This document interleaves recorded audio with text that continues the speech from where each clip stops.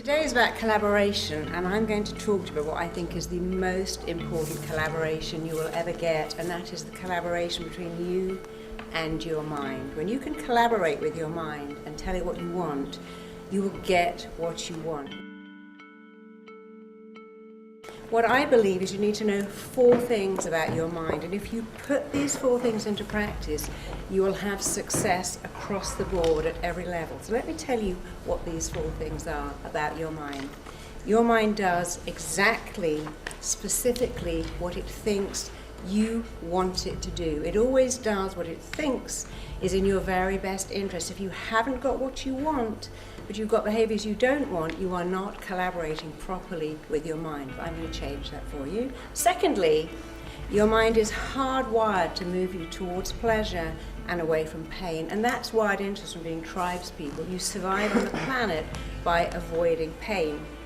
Thirdly, the way you feel about everything all the time is only down to 2 things: the pictures you make in your head and the words you say to yourself. And fourthly, your mind loves what is familiar. It is programmed to keep going over and over again for what is familiar.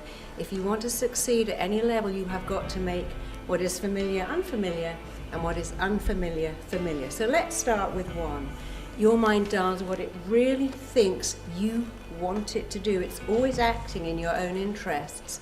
And your mind listens all the time to your language. It works out what you're doing and feeling by the words you're using. So if you say, "These exams are killing me, I'm dying under this paperwork, my boss is a nightmare, I'm overwhelmed, I can't cope with the stress." When you say, "I'm dying under the pressure, this workload is killing me," you are telling your mind you don't want to do it.